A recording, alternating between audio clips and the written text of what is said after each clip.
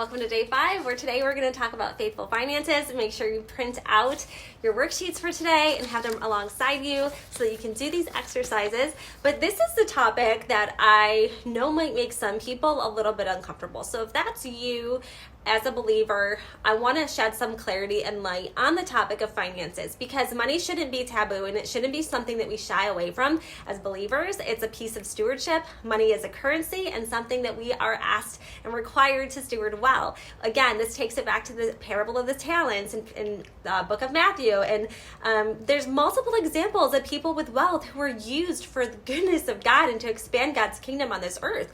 And so when you are earning money and when you're an entrepreneur, Scripture says to pay the laborer what they're due. If you're not having a good assessment of your finances and knowing where you're going and knowing how to price your offers and how to manage this money that you've been given here on earth, then today we are going to remedy that.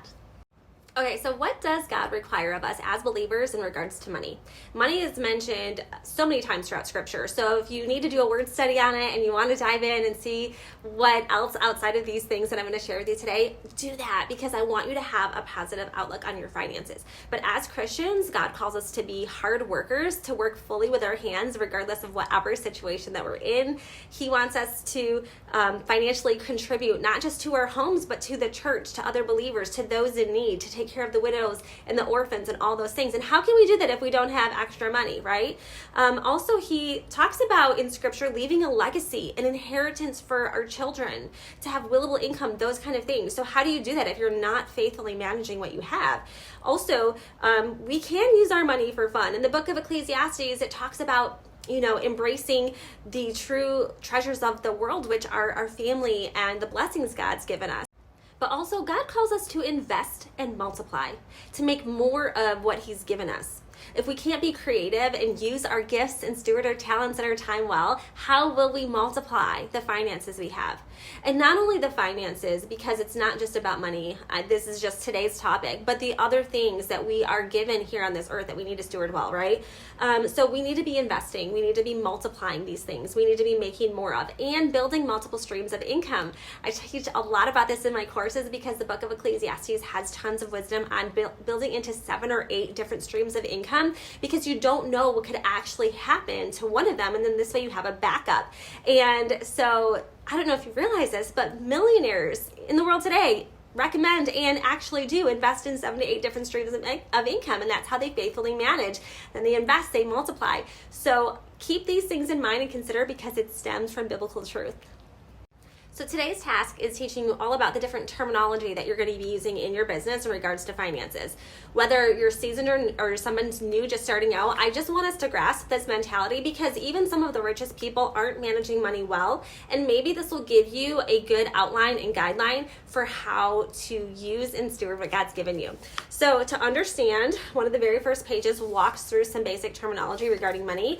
It talks about what your revenue is for your month, and that's a combination of all of your sources of income. What's the total of that, right? And then it talks about tithing, and there's so many things that we can study and talk about tithing, but as an entrepreneur, your goal should be biblically to give 10%, right? And then as your business grows and scales, get creative and think of ways that you can give more. Tithing is a way to contribute to the kingdom and to kingdom work here on this earth. And I promise you that when your heart is to honor God, then He is going to continue to bless you with more, because He knows that you're going to steward it well. Okay, so the next thing is your fixed expenses, and those are things that never change. Things like your Canva subscription or your Wi-Fi or your phone bill. The next one is variable, and those things fluctuate whether you have to travel for work or you're going out for a meeting for your business. Your estimated taxes should be allotted by state, but typically you want to set aside about 30%. And then your profit is anything that's left over after all those things are accounted for and taken care of. And that's where you give yourself a paycheck from, and it's also where you can invest from.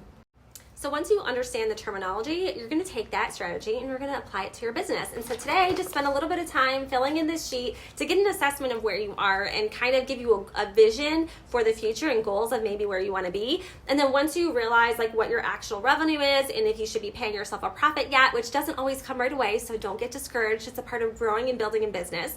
Then you can start to map out and plan how many sales you need to make each day, what your marketing needs to look like, what touch points you need to have, how you need to serve, what what value can you offer, and you can begin to kind of brainstorm for your back-end system so that you don't have to be as hands-on every day in your work. And these are things that I dive into in my Passive Profits course and in, you know, the different systems that I have in the Faithful Business Blueprint. So I don't want you to get overwhelmed here, but this is your basic starting point. You can always plug into those other tools later, but this is going to be a great vision and assessment for where you are and where you want to go.